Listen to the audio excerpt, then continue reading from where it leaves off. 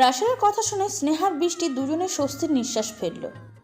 বিকেলে শ্রাবণ ওর রুমে দুজন বডিগার্ডকে ডেকে বলল, নাজমুল, তুমি আর সৌরভ যাবে বৃষ্টিকে আনতে।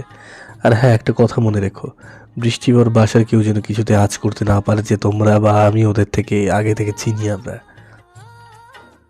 শ্রাবণের কথা শুনে নাজমুল বলল, স্যার সেটা না হয় বুঝলাম, কিন্তু আপনার কি মনে আছে কক্সবাজারে যখন বৃষ্টি ম্যামকে সাহায্য করতে গিয়েছিল দুটো গার্ড, তাহলে ওরকে দেখে কি চিনতে পারবে না? নাজমুলের কথা শুনে বাঁকা হাসল শ্রাবণ। তারপর বলল, শ্রাবণের কথা শুনে নাজমুল হাসি দিয়ে বলল, সত্যি স্যার, আপনার বুদ্ধির তারিফ করা যায় না। এখন যাও, তোমরা গিয়ে বৃষ্টিতে নিয়ে আসো।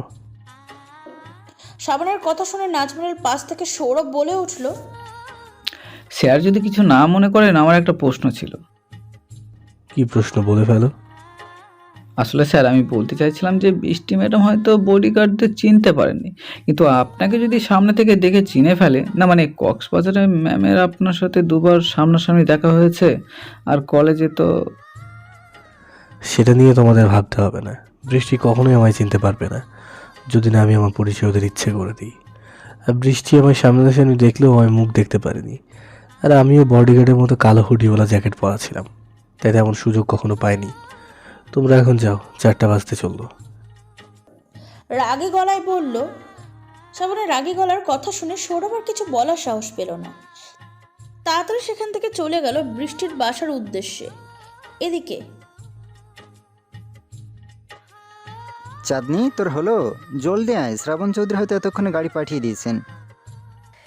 এই তো ভাইয়া, আমি প্রায় রেডি। এখন শুধু হিজাবটা পরবো, তাই শেষ। বৃষ্টি একটা নীল রঙের জর্জেট পাথরের কাজ করা 3 পিস পরেছে, সাথে সুন্দর করে হিজাব পরেছে, চোখে হালকা কাজল, ঠোঁটে হালকা গোলাপি লিপস্টিক। এতে একদম নীল পরি লাগছে বৃষ্টিকে। একটু পর রেডি হয়ে বাইরের রুমে এসে সোফায় বসে অপেক্ষা করতে লাগলো রাসেল, বৃষ্টি ও স্নেহা। হঠাৎ স্নেহা রাসেলকে উদ্দেশ্য করে বলে উঠল, আচ্ছা রাসেল, আমি একটা কথা বুঝতে পারছি না। শ্রাবণ চৌধুরী যে তোমায় বললেন যে উনি গাড়ি পাঠাবেন তোমাদের নিয়ে যেতে, কিন্তু উনি আমাদের বাসা কি করে চিনবেন? শ্রাবণ চৌধুরীর পক্ষে সবই সম্ভব না। উনি ঢাকা শহরের কিং, এতটুকু জানা তার কাছে কিছুই নয়। আর তাছাড়া আমি এখন আর তার বিজনেস পার্টনার হতে যাচ্ছি। আমার ব্যাপারে অবশ্যই সে সব কিছু জেনে শুনেই আমায় তার বিজনেস পার্টনার বানাতে চাইছেন। হয়তো তুমি ঠিকই বলছো রাসেল। স্নেহার কথার উত্তরে রাসেল কিছু বলবে তার আগে ডোরবেলের শব্দ হলো। রাসেল গিয়ে দরজা খুলে দিয়েই দেখলো শ্রাবণের দুজন বডিগার্ড দাঁড়িয়ে আছে।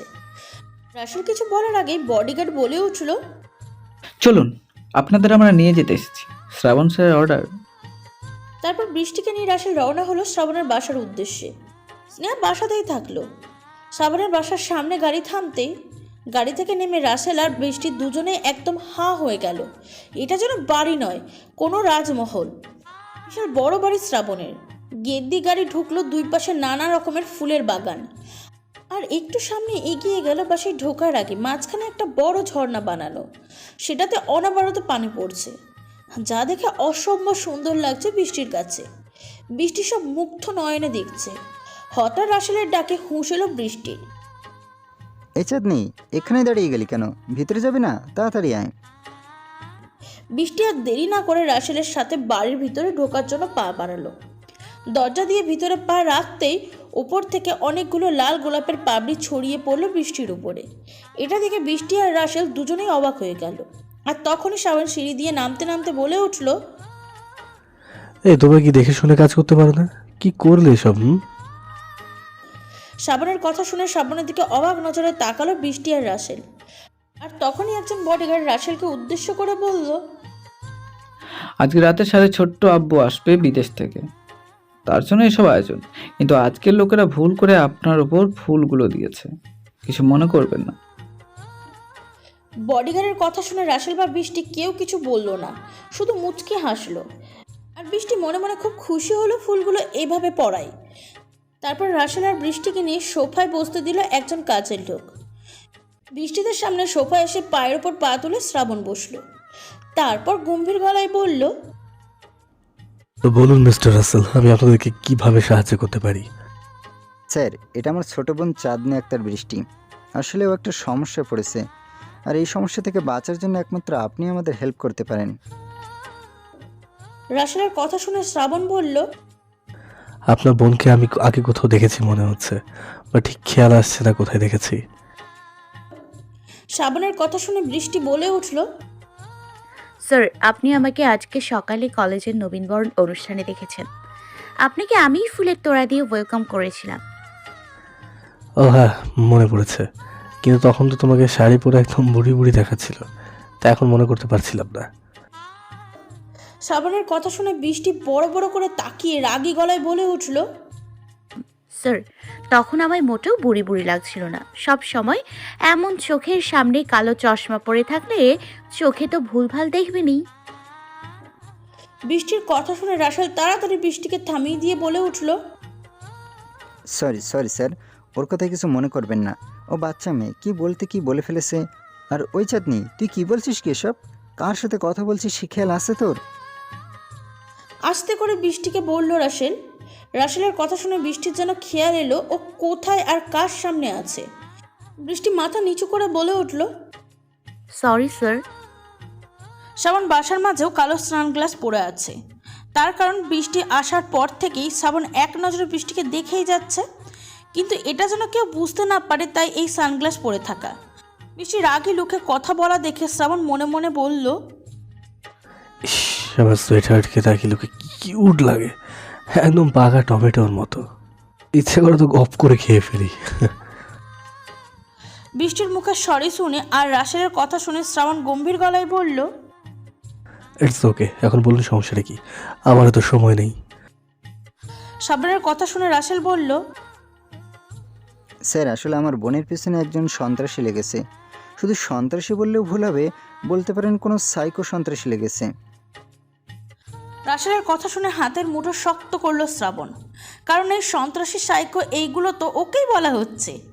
পরক্ষণে আবার নিজেকে কন্ট্রোল করে শ্রাবণ বলল, সমস্যা যখন আপনার বোনে তখন ওকেই বলতে দিন। এই মেয়ে, তুমি বলো কি সমস্যা তোমার? শ্রাবণের কথা শুনে বৃষ্টি বলতে শুরু করলো সব। কক্সবাজারের সব ঘটনা থেকে শুরু করে কলেজের ঘটনা, ওই ছেলেটাকে নির্মমভাবে খুন করা, সব সময় বৃষ্টির ওপর নজর রাখা, সব কিছু একে একে বলল বৃষ্টি। কলেজের কথাগুলো বলতে কান্না করতে শুরু করলো বৃষ্টি। বৃষ্টিকে কান্না করতে দেখে ওর চোখে পানি দেখে শ্রাবণের বুকে যেন সূচ ফুটতে লাগলো। বৃষ্টি কান্না সহ্য করতে পারছে না শ্রাবণ, তাই শ্রাবণ উঠে দাঁড়িয়ে অন্যদিকে ঘুরে রাগী গলায় বলে উঠল, please don't Cry, I don't like this crying, so stop it. শ্রাবণের ধমক খেয়ে থেমে গেল বৃষ্টি। তারপর ভয়ে রাসেলের বুকে মুখ লুকালো। শ্রাবণের খুব ইচ্ছা করছে বৃষ্টিকে জড়িয়ে ধরে ওর চোখের জলগুলো মুছে দিতে, কিন্তু তাহলে তো ওর সব প্ল্যান নষ্ট হয়ে যাবে। তাই ও নিজেকে শান্ত করে বলল, আপনারা এখন আসতে পারেন, আমি দেখছি কি করা যায়। আর চিন্তা করবেন না, বৃষ্টি কোনো কিছু হবে না, আমি দেখছি ব্যাপারটা। শ্রাবণের কথা শুনে রাসেল বলল, thank you so much sir. চল চাঁদনি, বাসায় চল, আমাদের আর কোনো চিন্তা নেই। শ্রাবণ স্যার যখন কথা দিয়েছেন তখন তোর কিছু হবে না, ওই শয়তানটা কিছুই করতে পারবে না। শয়তান কথাটা শুনে রাগ হলেও নিজেকে কন্ট্রোল করে নাজমুনা সৌরভকে ওদের বাসায় পৌঁছে দিতে বলে সোজা উপরে চলে গেল শ্রাবণ। রাসেল বৃষ্টিকে নিয়ে বাড়ির পথে রওনা হলো। বৃষ্টি আর রাসেলকে বাসায় পৌঁছে দিয়ে গাড়ি নিয়ে ফিরে গেল বডিগার্ডরা। দরজার কাছে এসে ডোরবেল চাপতেই দরজা খুলে দিল স্নেহা। তারপর উত্তেজিত হয়ে রাসেলকে জিজ্ঞাসা করলো, কি হলো ওখানে রাসেল? শ্রাবণ চৌধুরী কি বললেন? উনি আমাদের চাঁদনিকে হেল্প করবেন তো? ইস স্নেহা, আগে ভেতরে তো আসতে দেবে না, কি বলো? আগে শান্ত হয়ে বসো, আমি সব বলছি। আমি জানি তুমি অনেক দুশ্চিন্তায় ছিলে। রাসেলের কথা শুনে সোফায় গিয়ে বসলো স্নেহা। স্নেহার দুপাশে বৃষ্টি আর রাসেল বসলো। তারপর রাসেল শ্রাবণের ওখানে ঘটে যাওয়া সব কথা স্নেহাকে বলল একে একে। সব কথা শুনে স্নেহা অনেক খুশি হলো আর বলল,